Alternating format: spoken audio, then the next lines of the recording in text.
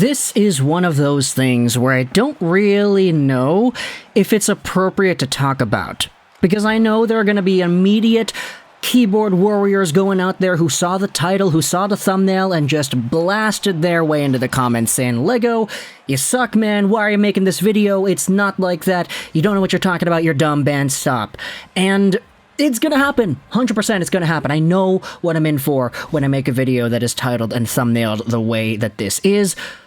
But the reason we're bringing this up is because, just like the last video where we talked about how Calgary may be one of the worst destinations to play in, we had ourselves a list that was circulating around social media. Now, I don't actually know where this came from. I'm pretty sure it was a Twitter user who went out there and made this. It's just, it has been posted everywhere and reposted that I can't find the source. So if anybody wants to go out there in the comments and let me know who posted this, then yeah, much obliged. It's just, this has gotten so much attention that I wanted to go out there and talk about this here on the channel, talking specifically about one guy in particular. This is a list of this individual's worst NHL contracts. No inactive LTIR players allowed. And you can see it's a list from 1 to 10 of a bunch of guys. Jack Campbell is here, Tyler Seguin, Seth Jones, and we're going to make more videos talking about some of these contracts at length and the entire list as a whole. But what I wanted to do was focus on the guy at 9th overall. According to this graphic, which has made the rounds on social media a few times, the New York Islanders Bo Horvat contract is the 9th worst contract in the NHL. 8 years, $8.5 million a season. What I wanted to do was talk about whether or not this actually is the case, why some people may feel like it is a bad contract, and why Islanders fans are defending this. So, let's go over to the situation at hand. Bo Horvat is 28 years old, 6 feet 218, left-handed guy signed to the end of 2031. As we had said, his AAV is $8.5 million, and that kicks in next season. He's got trade protection for the entirety of the contract, and this previous season, he had 54 points in 49 Vancouver Canucks games, 31 goals in the process as well. Bo Horvat, at one point in the Canucks season, was on pace for 60 goals, and his goal scoring just would not slow down. It really picked up last year, towards the tail end of 2021-2022 when Bruce Boudreau was introduced. This is when Bo started getting on the board. He broke 30 goals for the first time in his career, and then he did so in Vancouver the next season in almost half the amount of games. 31 goals in 49 is still a very good pace, and he added on a bunch of assists too, bringing his total up to over a point per game. Now, at this time frame, a lot of Canucks fans were saying, darn it, this guy is pricing himself out of Vancouver. JT Miller got a really big, beefy deal, and Elias Pettersson is set to doing the same thing.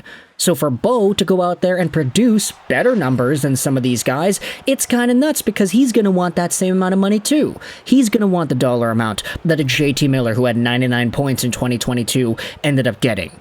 And it was frustrating because Bo Horvat was never really this good before.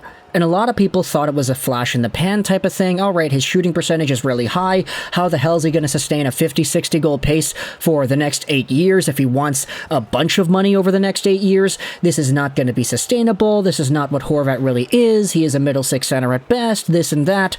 And the Canucks were not able to find themselves high ground.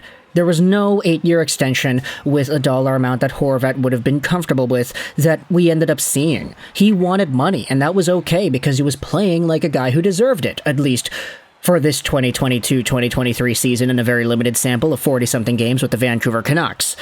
He got traded over to the Islanders, the Canucks got a boatload of stuff in return, and the Islanders signed him to that contract. But immediately after, you started to see the point production falter in ways that we could not have expected.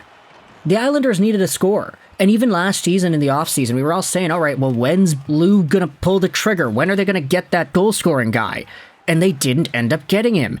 So for the Islanders to finally make a trade to get their top priority scorer, to give him money that was top priority scorer money, $8.5 million by 8 years, a lot of Islanders fans were like, okay, we can calm down now. We got our guy, we got our scorer. This is supposed to be the player who can excel right down the middle. He can play with Barzal on his wing. That will open up some really good playmaking, goal-scoring opportunities for both of these guys.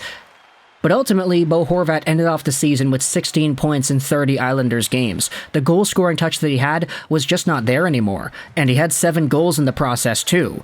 Add on to the fact that he made those comments about Vancouver that got a lot of Canucks fans all pissed off, and Bo Horvat was setting himself up to being somewhat of a public enemy in the Canucks fan base's eyes. This became even worse when Canucks fans started to note his lack of production, especially in the playoffs. 2 points, 6 games played. Bo was noted as a playoff performer in prior years, getting 10 goals in 17 bubble games in 2019-20, but in this year's postseason with the Islanders, he just did not have that same magic.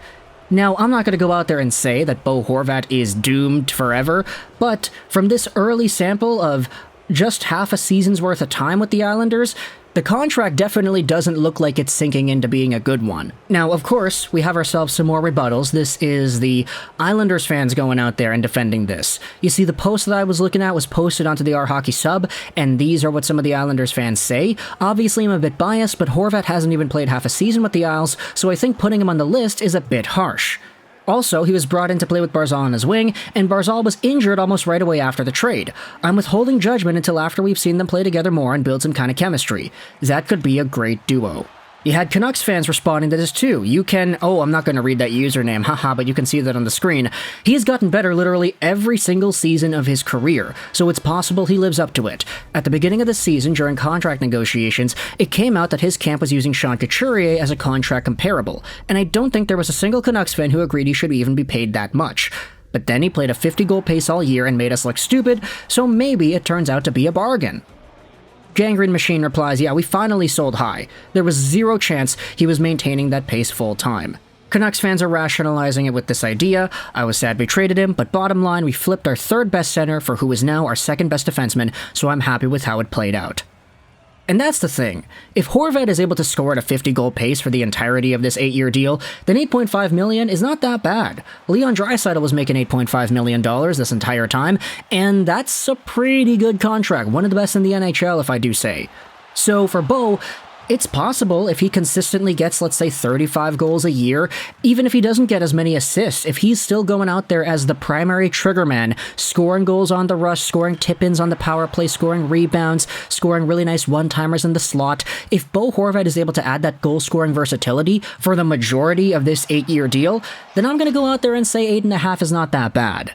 It's just, with the sample size as small as this one, of 30 games, 7 goals, 16 points, and having Barzal out for the majority of that, of course you don't want to see an $8.5 million player go out there and score at half a point a game.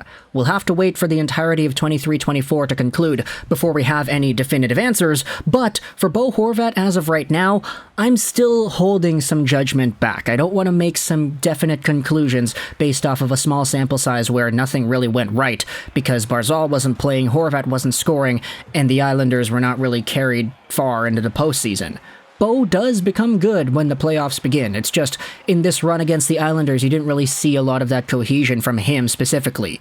So either way, you can let me know your thoughts in the comment section below. Is Bo Horvat one of the worst contracts in the NHL at this moment in time?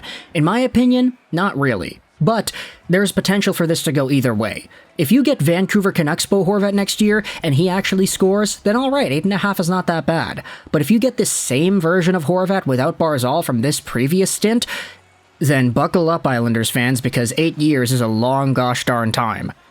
Either way, let me know your thoughts in the comment section below. What are your opinions about Bo Horvat? What do you think about the contract? What do you think about Barzal not being present affecting these negotiations? Also, another funny thing to note about this list that I saw, you had yourselves the Canucks guys. This was posted onto our Canucks as well. Curious as to what others think. I'm glad the Canucks aren't paying Horvat.